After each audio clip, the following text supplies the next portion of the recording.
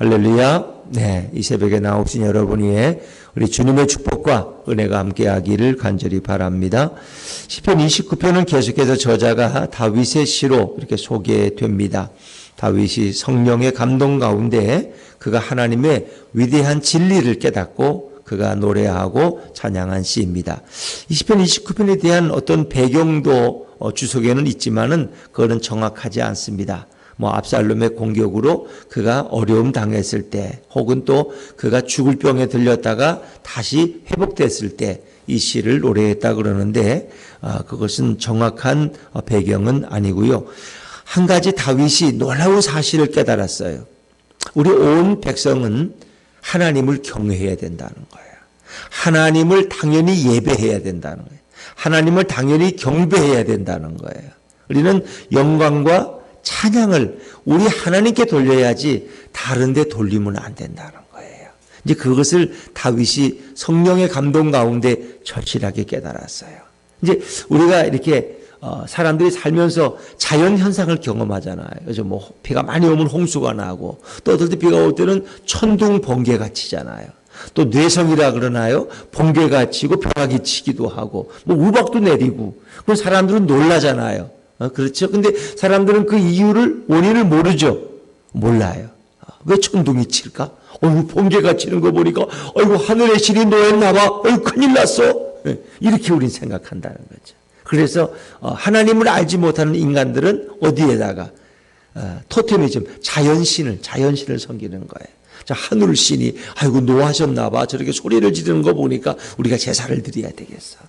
또 바다가 막 이렇게 풍랑치고 그러면 용왕신이 노하셨다고 우리 딸을 중에 누가 하나 제물로 바다에 용왕님께 바쳐야 되겠어. 젊을수록 예쁠수록 좋아. 이래서 갖다가 사람을 바치고, 이런 어리석은 일들을 반복했다는 거죠. 홍수가 많이 나면은 하늘의 비신이 또 화가 났나 봐. 우리가 또 어떻게 또 제사를 드려서 그 마음을 또 바꿔야지. 이렇게 사람들은 생각하는. 이제 그 모든 것이 바로 하나님이 역사하시고 하나님이 다스리시는 건데, 하나님을 모르는 인간들은 어떻게 했어요?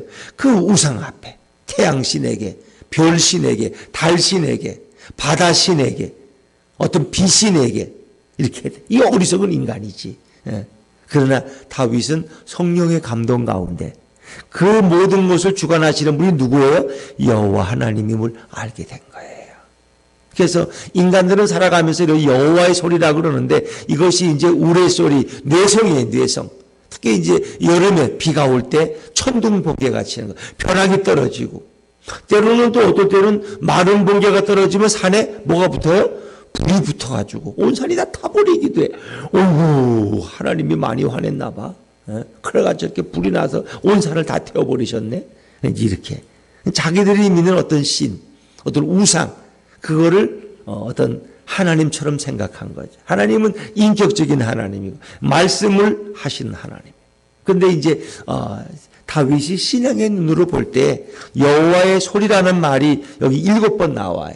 근데 여호와의 소리는 곧 뭐예요? 하나님의 임재고 하나님의 말씀이었다는 거예요.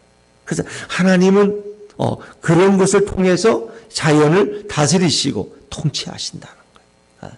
교만한 자를 꺾기도 하시고 우리 백성을 인도하시는데, 여기서 말하는 여호와의 소리는 어떤 인간에게 말씀하시는 소리일 수도 있지만은 대부분 어떤 자연의 소리, 천둥 번개의 소리, 뇌성의 소리, 이런 또 홍수, 이런 것을 통해서 하나님은 오늘도 이 역사를 다스리고 통치하신다는 거예요. 통치하신다. 그거를 그렇기 때문에 진정 이 우주의 통치자요, 주권자요, 왕이신 여호와 앞에 우리는 예배하고 경배하고 찬양해야 돼. 그것이 인간이 마땅히 할 일이라는 거예요. 그러니까 하나님께 돌려야 될 영광과 찬양을 우상에게 다 돌리니 하나님이 진노하시죠. 근데 인간은 복을 받지 못하는 거예요. 타락한 인간들은 하나님을 잊어버렸고 이런 우상 앞에 이렇게 겁을 먹고 이렇게 절하는 거예요. 그래서 우리 예전에도 비가 안 오면 기우제를 지내고, 무당이 또 구슬하고 이런 것도, 심지어는 어떤 지역에서는 살아있는 아이를 갖다가 바다에 던지기도 하고, 이런 어리석은 일을 지구촌에서 역사 속에서 해오던 거죠. 다윗이 이제 깨닫고 하나님께 영광을 돌리라고 강력하게 권고하고 있는 거죠. 그래서 오늘 설교 제목은 온 만물의 주권자이신 왕께 경배하라 하는 그런 말씀으로 우리 생각할 수 있습니다. 자, 1절 말씀을 다시 한번 읽어볼까요? 1절입니다. 시작. 영광과 능력을 여호와께 돌리고 돌릴지어다. 여호와께 돌리고 돌릴지어다는 것은 돌린다는 말이 몇 번 나와요? 2번 나오죠. 이거 반복해. 당연히 하나님께 영광을 돌리고 또 돌려야 돼요. 이건 강력한 권고예요. 그냥 한 번 돌리다가 아니라 반드시 돌려야 된다는 거예요. 그분께 영광과 능력을, 영광과 찬양을 여호와께 돌리고 돌릴지어다. 누구애가? 너희 권능 있는 자들아. 그래서 오늘을 보면은 이것은 하늘의 천사들도 포함되고 이 세상의 지배자들, 또 권세 있는 자들, 통치자들도 다 하나님 앞에 영광을 돌려야 되는 거예요. 다윗 자신도 자신이 왕이지만 자신 이외에 우주의 왕이신 여호와가 계시는 걸 늘 알고 있어요. 너희 모든 세상 힘 있는 자들이고 모든 생명 있는 것들은 여호와께 영광을 돌리고 돌려야 된다. 이것이 마땅한 바고 이것이 하나님이 인간을 창조하신 목적이라는 거예요. 자, 2절입니다. 2절 시작. 여호와께 그의 이름에 합당한 영광을 돌리며 거룩한 옷을 입고 여호와께 예배할지어다. 여호와께 그의 이름에 합당한 영광, 온 우주의 창조주이신 우리의 생명을 만드시고 온 우주 만물을 다스리고 통치하시는 그분의 이름에 합당한 영광을 돌리라는 거예요. 다른 데 가서 더 많은 영광을 돌리고 하나님께는 조금 영광들이 이런 인생이 되지 말고 그분의 이름에 합당한 영광을 돌리라. 이것은 우리가 인간이 마음과 정성과 뜻과 목숨을 다하여 주를 사랑하고 그리고 주 앞에 천심으로 충성하고 예배하며 그분을 찬양하라는 거죠.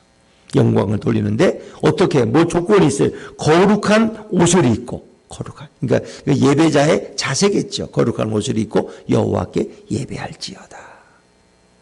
그래서 우리가 입어야 될 옷이 한 가지가 있는데 무슨 옷이에요? 누구로 옷 입으래요? 예수 그리스도로. 로마서 13절이니까 너희는 예수 그리스도로 옷 입으라. 예수 그리스도로. 그 예수 그리스도 예수님의 의의 옷을 입고 우리는 불의하지만 예수님의 의로운 옷을 입고 우리는 경건한 자가 되어 하나님 앞에 감히 나가서 예배하고 하나님을 뵐 수 있는 거예요. 왜? 죄인은 하나님 앞에 나아갈 수 없기 때문에 우리의 죄를 가려야 돼. 그래서 예수님이 보혈로 우리 죄를 씻어주시고 당신의 의의 세마포로 우리의 더러움을 감춰주셨기 때문에 우리는 의로운 자, 경건한 자, 거룩한 자가 되어서 그 위대하신 하나님 앞에 나아가서 영광과 찬양을 올려드리는 거예요. 그래서 우리가 입을 옷은 예수 그리스도로 옷 입는 것이다. 거룩함으로 하나님 앞에 나아가 예배하라. 그래서 구약의 예배자들은 자신을 이미 하나님 앞에 나아가서 예배드리기 전에 자신을 살피잖아요. 뭐 목욕하는 거야 말할 것도 제사장들이나 이런 봉사자들 보면 뭐 그 죄를 회개하고 정결함으로 준비해서 정성스러운 예물을 가져가서 하나님 앞에 예배하고 뭐 우리는 그런 절차를 지금은 겪지 않지만 우리 입술로 하나님을 찬양하고 우리 예배 시간에 하나님께 집중하는 그렇죠. 또 예배 드리는 분은 또 일찍 오셔서 자신의 죄를 회개하고 또 마음의 거룩함을 준비하고 하나님 앞에 예배하는 그런 예배자의 태도를 우리 요구하는데 이것은 주님이 우리의 예배를 받으시기 합당하신 하나님이시고 또 우리의 왕이라는 것을 전제로 하고 있는 거죠. 그리고 3절부터 9절까지는 이제 여호와의 소리에 대한 구체적인 내용을 소개해 주고 있습니다. 자, 3절 말씀을 먼저 읽어볼까요? 3절입니다. 시작. 여호와의 소리가 물 위에 있도다. 영광의 하나님이 우레소리를 내시니 여호와는 많은 물 위에 계시도다. 우레소리라는 건 뇌성이에요. 뇌성. 천둥번개의 소리. 벼락치는 소리. 근데 여호와의 소리가 물 위에 있다는 말은 무슨 말일까? 물 위에. 이것은 구름이에요. 구름. 구름이라는 것은 수증기죠. 이게 물덩어리 아닙니까? 그 물. 그 구름이 물이잖아요. 그 검은 구름이 물려오면 소낙비가 내리고 그러잖아요. 그러니까 이 시인은 이미 그때 그걸 깨달은 거예요. 구름 위에 여호와의 소리가 거기서부터 흘러나온다는 거예요. 영광의 하나님이 우레소리 뇌성을 내시니 여호와는 많은 물 위에 계시도다. 이 물은 하나의 구름 가운데서 수증기로 쌓여진 이 구름 가운데서 하나님이 말씀하시는 거예요. 근데 구름이 있고, 그렇죠, 비가 오려면 구름이 있어야 되죠. 맑은 하늘에는 비가 내리지 않잖아요. 그렇죠? 하늘이 파랗게 맑은데 비가 와요. 뭉게구름이 조금 있는데 근데 시커먼 구름이 밀려오고 나잖아요. 그 깨달은 거예요. 저 시커먼 구름이 밀려오면 그 다음에 폭우가 쏟아지는데 막 천둥번개가 치고 번쩍거리고 번개가 치고 벼락을 치고 뇌성 이런 걸 깨달은 거예요. 근데 그 구름이 수증기로 된 물덩어리라는 것을 이미 다윗은 알고 있는 거예요. 어떻게 깨달았을까? 성령께서 깨닫게 하신 거야. 하나님이 이런 물 위에서 우레소리 뇌성을 발하시는 거예요. 근데 그 소리가 사절에 보니까 여호와의 소리가 힘이 있으며 천둥번개 소리가 얼마나 힘이 있어요. 꽝 하잖아요. 자던 애도 깨지고 잠자던 강아지도 펄떡 일어나고 그렇죠. 힘이 있단 말이에요. 여호와의 소리가 위험차단 말이에요. 근데 그것을 다윗은 하나님의 소리로 듣는 거예요. 근데 그 하나님을 모르는 사람들은 이제 뇌성으로 어떤 자연의 변화 속에서 두려워 떨고 그렇죠. 그렇겠죠. 이거 큰일 났네. 이거 무슨 난리가 날려나 봐. 왜 이렇게 그냥 하늘이 천둥번개를 치지? 큰일, 이거 난리가 날 것 같아? 이렇게 생각하죠. 자, 5절입니다. 5절 시작. 여호와의 소리가 백향목을 꺾으시며 아멘. 이 레바논의 백향목이 유명하거든요. 근데 백향목이 꺾는 건 천둥번개가 치니까, 벼락이 치니까 나무가 넘어져 버리죠. 우리가 뭐 폭우가 와도 그러고 천둥 치면 벼락 맞은 나무 많이 보셨죠? 너무 뿌리채 뽑혀버려. 뭐 거기에 태풍도 뭐 오니까 뭐 말할 것도 없죠. 미국 같은 데는 뭡니까 그 무서운 거 뭐죠? 터네이터 함으로 뭐 차도 날아가고 집도 날아가고 큰 고목나무 천년댕기도 뭐 다 뿌리채 뽑아버리고. 그런 걸 그 시대 사람들이 눈으로 본다면 그건 정말 대단한 거 아닙니까? 백향목을 꺾. 근데 이 백향목이라는 것은 이제 그런 우람들이 나무도 의미하지만 이걸 이제 거만한 자, 교만한 자, 악인들 그런 자들도 뿌리채 하나님이 뽑아버리신다는 거예요. 하나님이. 이제 그런 하나님의 심판도 포함하고 있어요. 레바논의 백향목을 꺾어 부신다. 겸손하지 않은 교만하고 거만한 자들을 하나님이 임재하셔서 다 꺾어버리신다. 심판하신다. 6절에 그 나무를 송아지같이 뛰게 하시며 레바논과 시련으로 들송아지같이 뛰게 하시도다. 이것은 이제 뭐예요? 여기 어떤 자연현상의 지진이라는 지진. 어떤 지진이 일어나면은 뭐예요? 이 산에 있는 나무들이 막 움직이는 거야. 마치 송아지가 뛰는 것처럼 온 산이 그냥 막 뒤죽박죽 되는 거예요. 이제 그런 것을 표현한 거예요. 송아지같이 뛰게 하시며 레바논과 시련으로 들송아지같이 뛰게 하신다. 천둥번개가 나도 온 산천이 막 흔들리지만 더구나 지진까지 가세하면은 완전히 그 춤을 추는 거죠. 그냥 춤을 추고 모든 게 다 뒤엎어버리는 이제 그런 것을 신의 눈으로 표현한 거예요. 7절, 8절 같이 읽죠. 시작. 여호와의 소리가 화염을 가르시도다. 여호와의 소리가 광야를 진동하시며 여호와께서 가데스 광야를 진동시키도다. 이 화염이라는 건 벼락을 칠 때 어떤 시적인 표현이 화염. 또 이렇게 내성이 들리고 천둥 번개가 막 그냥 꽝 하고 그냥 한밤중에도 그냥 막 하늘에서 막 그냥 뭐 이렇게 전기 같은 게 지지지지. 그 보면 불이 하늘에서 임하는 거죠. 실제 화염이 가르시도다. 화염을 가르시도다. 여호와의 소리가 광야를 진동하시며 여호와께서 가데스 광야를 진동시키도다. 천둥 번개가 동반될 때, 그 뇌성이 발할 때, 그 엄청난 모습을 표현하고 있는 거죠. 또 그런 가운데 암사슴이 낙태한다. 이것은 뭐 조산한다. 왜 너무 놀래가지고 그 뇌성이 울리니까 천둥 번개가 치니까 그 놀래가지고 암사슴이 조산을 한다. 또 삼림이 맑게 벗기신 어떤 의미일까? 자, 우리 9절 말씀이요. 9절입니다. 시작. 여호와의 소리가 암사슴을 낙태하게 하시고 삼림을 맑게 벗기시니 그의 성전에서 그의 모든 것들을 말하기를 영광이라 하도다. 여호와의 소리가 암사섬을 낙태하게 하시고 뭐 당연히 그럴 수 있죠. 천둥번개를 통해서. 또 삼림을 맑게 벗기시니 이건 뭔 의미일까? 네? 홍수가 나서 뭐 산이 쓸어나가는 그런 것도 있겠고 또 뭐예요? 또 이렇게 천둥번개 가운데 불이 나가지고 온 산이 타버렸는데 그 나무만 안 타는 나무만 빨갛게 났고 껍데기는 다 타버리는 이런 경우도 있고 하여튼 뭐 다양한 경우죠. 삼림을 맑게 벗기신다. 그러니까 홍수가 나면 또 산이 다 휩쓸려 가니까 그렇죠. 원래 산의 몸만 그냥 드러날 수도 있겠죠. 뭐 그런 것을 우리가 생각해 볼 수 있어요. 그런데 그의 성전, 여호와의 성전에서 그의 모든 것들이 뭐예요? 말하기를 영광이라 하도다.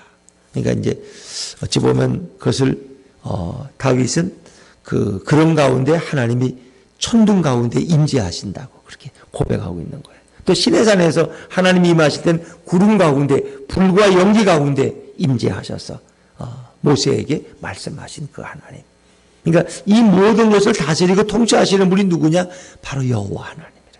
그분은 우주의 창조주가 되시고 삼라만상의 주권자가 되시고 통치자가 되시고 영광받기에 합당하신 분이라는. 그러니까 우리는 그런 자연현상 하나도 그냥 소홀히 보면 안 된다는. 그것에도 다 하나님의 세미한 손길이 있다는 거예요. 세미한 손길.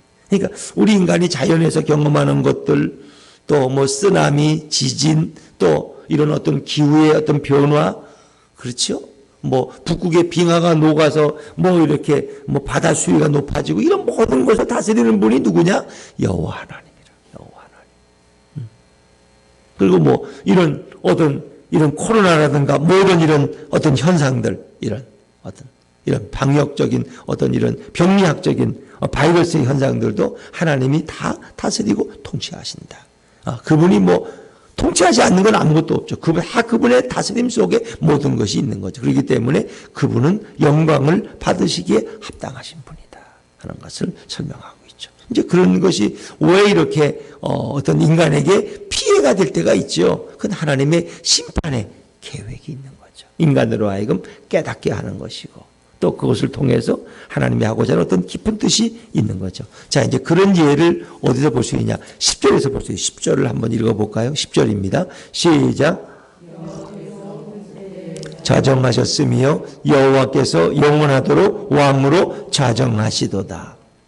여호와께서 홍수 때 자정. 이 홍수라는 건 뭘 가리키냐?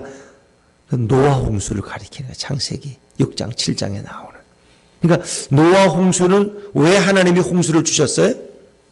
인간을 심판하였어요. 하나님이 지으신 인간들이 다 범죄하고 타락해서 죄악이 너무나 온 세상에 관영해서 하나님이 더 이상 두고 볼 수가 없는 거예요. 그래서 하나님은 사람 지으신 것을 후회하시면서 단식하시면서 결국 인간을 다 쓸어버리는 게 홍수야. 인간에 대한 심판. 그렇죠? 홍수라는 거. 근데 동시에 이 홍수 때에 하나님이 보호하시고 구원하신 가족이 있어. 누구 가족이에요? 노아의 가족. 하나님이 홍수를 통해서 당신의 백성들은 구원하신 거야. 보호하시는 거야. 하나님은 이런 자연현상을 통해서 악인을 심판하기도 하지만 또한 당신의 백성들을 보호하시고 구원하신다. 그리고 그분은 영원하도록 우리의 왕으로 좌정에 계신다는 거예요. 좌정에 자리를 잡고 앉아 계시는 거죠. 그분의 임재, 여호와의 임재. 그분은 영원하도록 우리의 왕으로 좌정하시도다. 그래서 우리는 이 신약 시대에는 이 땅에 하나님이 인간의 몸을 입고 오셔서 우리 예수님이 우리 가운데 좌정하셔서 역사를 다스리시고 우리를 인도하시는 거죠. 이것은 바로 이 땅에 오시는 메시아 예수 그리스도를 우리에게 또 한 번 강조해 주고 있는 그런 말씀이죠. 왕으로 좌정하셔 계시는 거죠. 자, 11절. 이제 그분이 우리에게 이런 구원과 보호를 주시면 동시에 그 예수님이 우리에게 주는 또 축복이 있어요. 11절입니다. 11절 시작. 여호와께서 자기 백성에게 힘을 주시며 여호와께서 자기 백성에게 평강의 복을 주시리로다. 자기 백성에게 여호와께서는 당신의 백성에게 힘을 주신다. 왜? 그분은 위엄과 권능과 영광이 있는 분이에요. 그분이 한번 소리치면은 그냥 온 산이 천지가 진동하고 그분이 한번 코웃음을 흥하면은 그냥 온 세상에 태풍이 일어나서 모든 것이 쓸려가듯이 그분은 힘과 권능이 있는 분이에요. 근데 그분이 그 힘을, 그 능력을 자기 백성에게 부어주신다는 거예요. 피곤하고 지친 자들은 여호와를 낭망할 때 새 힘을 부어주듯이 우리에게 힘을 주시는 분이에요. 그 예수님은 자기 백성에게 평강의 복을 주신다. 세상이 온통 난리와 환난 가운데 재난 가운데 떨어질지라도 하나님은 당신의 백성에게 누구도 빼앗을 수 없는 평강을 부어주시는 분이시다. 우리에게 힘을 주시고 평강의 복을 주시는 분이 우리 여호와 하나님이고 우리 예수님이시다. 그분이 바로 온 만물의 창조자요, 온 만물의 통치자요, 온 만물의 주권자요, 우리의 경배와 예배를 받으시기에 합당하신 분이다. 그분 오늘도 그 소리를 바라시는 거예요. 사람들은 그거를 어떤 자연현상으로 어떤 이렇게 그런 것으로 표현하지만은 오늘도 우리가 볼 때 신앙의 눈으로 볼 때는 그 모든 것은 하나님이 오늘도 이 지구촌을 간섭하고 계시고 만지고 계시고 운영하고 계신다는 것이죠. 오늘도 그 좋으신 예수님은 하나님은 이 땅에 인간의 몸을 입고 이제 오셔서 우리의 죄를 뒤집어지시고 십자가에서 죽으셨고 또 부활하셔서 성령으로 오늘 우리와 함께 계십니다. 힘 주시고 평강을 주시는 그 예수님을 내 인생의 주인으로 모시고 그분과 함께 동행하는 승리의 하루가 되시기를 주의 이름으로 축원합니다.